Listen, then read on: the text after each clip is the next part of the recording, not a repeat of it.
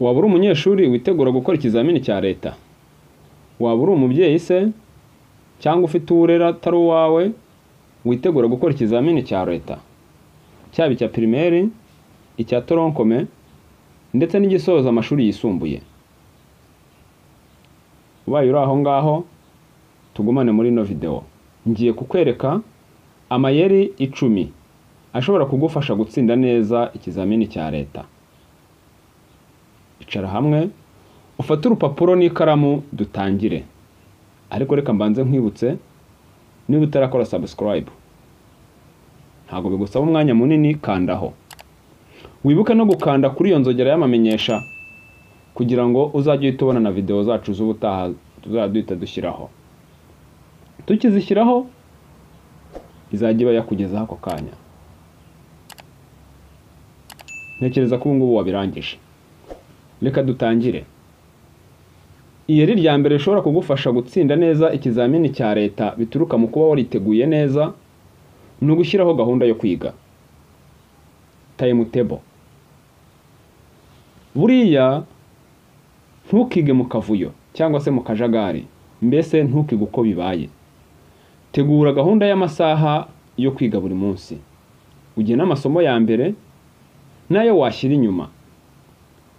Ugendeye ku masomo wiga n'uburemere bwayo, uburyo uyatsindamo cyangwa se uburyo gutera ubwoba, panga timetable ukurikije uko amasomo ameze. Reka nguhe urugero. Nk'umwana wiga toronkome azakora ikizamini cy'imibare, akora icya physique, akora icya chemistry, akora icya biology, geography, history, ikinyarwanda n'ibindi. Ese urumva wabyuka mu gitondo ugifite imbaraga ugatangira gusoma ikinyarwanda, ugatangira gusoma English?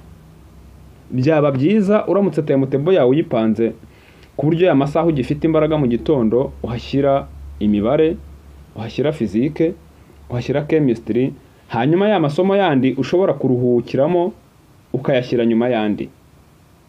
Ubwo nibwo buryo bwiza bwo gukora timetable. Iyeri rya kabiri ni ukwiga buri munsi. Mbese kwiga ku buryo buhoraho. Ntiwiga uyu munsi ngo ejo usibe, n'ejo bundi usibe, ubundi nurangiza uvuge ngo uzatsinda ikizamini cya leta. Oya, kwiga ugomba gukorwa buri munsi. Ibi bigufasha kuguma muri mood cyangwa se ubwonko bwawe bukaguma bumenyera yuko hari ibintu bishyashya buri bwakire kandi bugomba kubifata. Naho nuramuka wize uyu munsi ejo ugasiba, bimwe wize ubwonko buzagira ngo ntacyo bumaze. Wite bubireka byigendere, wisange wabyibagiwe. Iryo ni ikosa abanyeshuri benshi bakunze gukora, akavuga ngo baziga ku munsi w'ikizamini. Kugira ngo witegure neza biragusaba kwiga buri munsi. Umutwe wacu wumva neza iyo ukoreshejwe buri gihe. Ngira ngo ibyo ngibyo birasobanutse nabivuzeho. Uburyo bwa gatatu ni ukwiyandikira note zinoze. Ushobora kwiga uri gusoma syllabus, igitabo, cyangwa se uri kwigira muri note zafashwe n'abandi mu makaye y'abandi banyeshuri. Ibyo ngibyo biguha amahirwe make yo gufata ibyo uri kwiga. Niba uri gusoma igitabo, fata agakayi kawe n'agakaramu ubundi ugerageza kwikorera summary. Ibyo usomye unabyandika, wikorera agasamari kawe. Nubwo utahita ubifata ako kanya, turaza kubibona neza mu kanya ko hari ubundi buryo nanone wakora igihe uzaba uri gusubiramo. Bizakorohera gusubiramo za note wikoreyeho summary. Bitandukanye n'igihe waba uri gusoma gusa ugahaguruka ukigendera. Buri iyo usomye ukanandika, haba hari amahirwe 90% ko ibyo wasomye biri busigare mu mutwe wawe utabyibagiwe. Ubwo bwari uburyo bwa gatatu.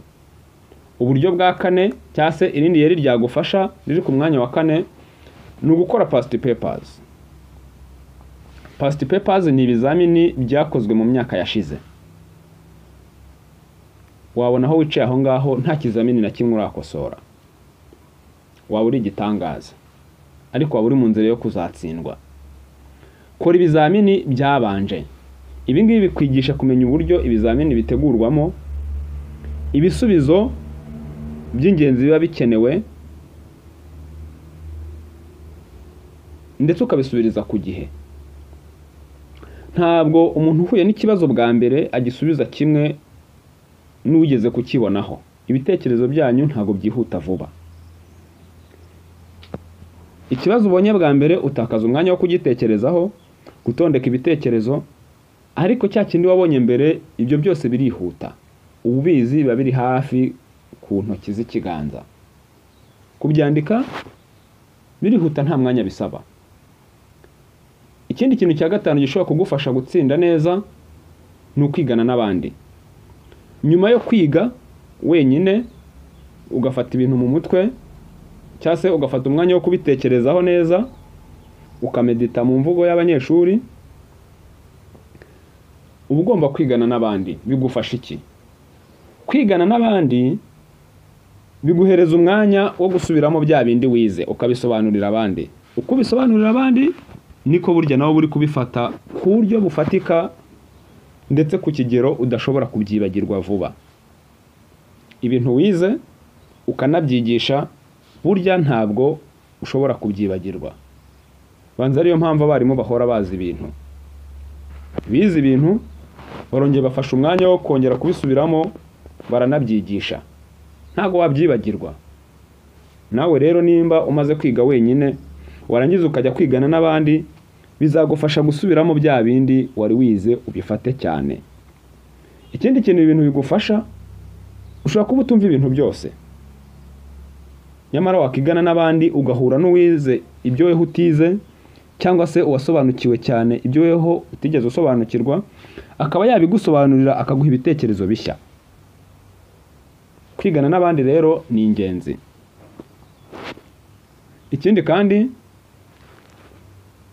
ibi bintu byo gukorera hamwe bituma udasinzira, cyangwa se bituma utarambirwa vuba. Ushobora kuba watangiye wiga wenyine ukumva urananiwe, wajya kwigana n'abandi ukumva akabaraga karagarutse, ibitotsi bikazimira nka nyomberi, ndetse n'akakananiro wumvaga ukagira ngo ntago wigeze unanirwa. Uburyo bwa gatanu,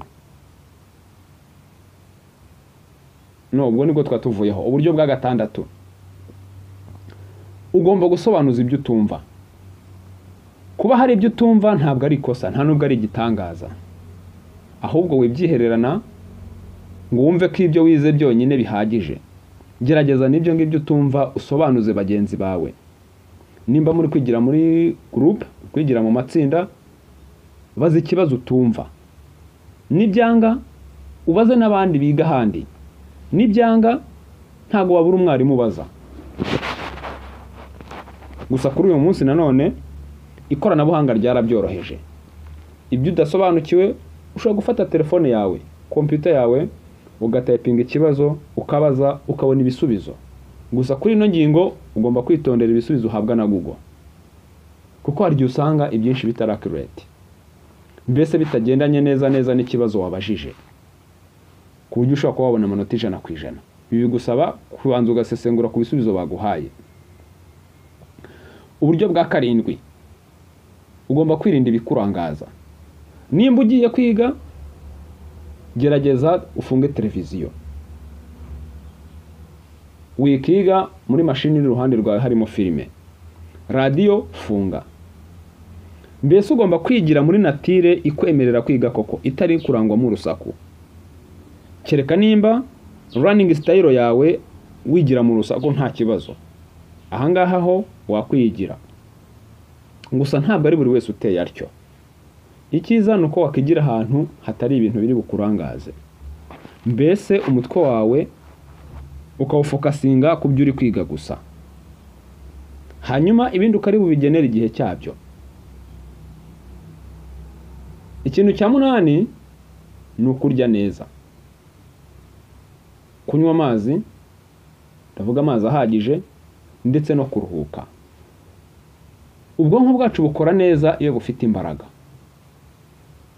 Rero niba twari ibiryo bifite imbaraga, ndavuga ibiryo bitera imbaraga, ibitunga umubiri, n'ibirinda indwara, umubiri wawe uzaba umeze neza, ntabwo uzigera urwaragurika, ndetse na wa munaniro upfa kwizana uko ubonye ntabwo uzaza.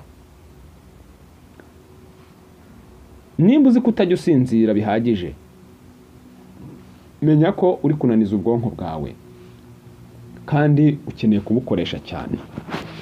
Ugomba byibura gusinzira amasaha ari hagati ya 6 n'8 kugira ngo ube waruhutse neza ndetse bihagije. Ngira ngo ibyo ngibyo tubyumvikanaho. Ntabwo ugomba gufata umwanya wose ngo urangize. Uribuka aho twavuze ku kintu cya mbere cyo gukora timetable? Ugomba gusiga umwanya wo gusubiramo. Ntabwo ugomba gukora timetable izageza hehe ku kizamini cya leta burundu. Ujye uvuga ngo uriga isomo buri munsi. Ugomba gusiga umwanya wo kuzongera ugasubiramo ya masomo n'ubundi. Nimba wapanze ugendeye ku masomo ufite, gerageza usiga igihe uzasubiriramo. Ntuzigere ukora ikosa na rimwe ryatuma ufata amasomo mashyashya ku munsi w'ikizamini. Bya bintu wize ku munsi w'ikizamini akenshi urabyibagirwa. Iri ngiri ni ryo kosa abanyeshuri bakunze gukora cyane. Ukaba ufite igihe ukanga kwiga, ukavuga uti nziga mu gihe cy'ibizamini. Nibyo koko birashoboka ko wafatika yose ukarinda bucya ukiri kwiga utarasinzira. Ariko ndakubwiza ukuri, 60% k'ibyo wize byose uzabyibuka wavuye mu kizamini. Kubera ko nibwo ubwonko buzaba bumaze kuruhuka, bumaze gutuza, ndetse burimo buragarura bya bindi wari wize. Buzabigarura wavuye mu kizamini. Ntacyo bizaba bikikumariye. Byige mbere ndetse usiga umwanya wo gusubiramo. Numara gusiga umwanya wo gusubiramo, bizorohereza ubwonko bwawe gufigisa bya bindi wabuhaye. Ndetse n'igihe uzaba uri gushaka kubyibuka bizaza vuba.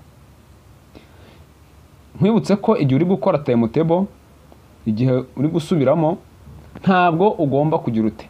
Ntabwo ugomba kwiga mu firirizo.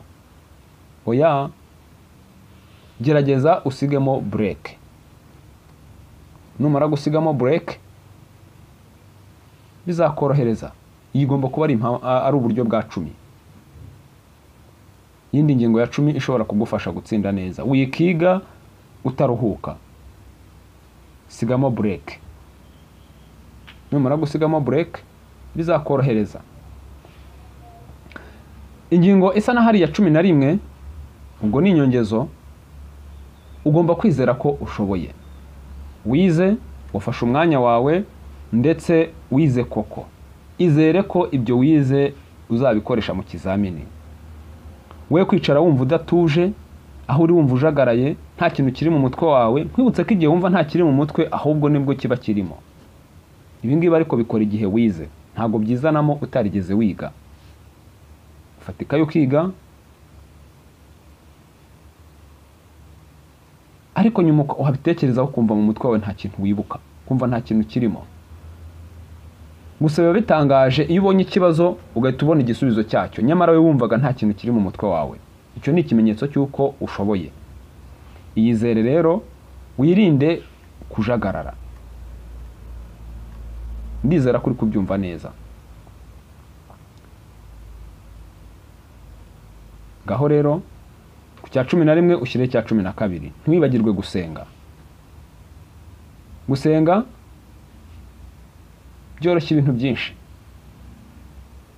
Byibura nubwo waba wizeye ka gihumbi, wizera ko n'Imana ishoboye.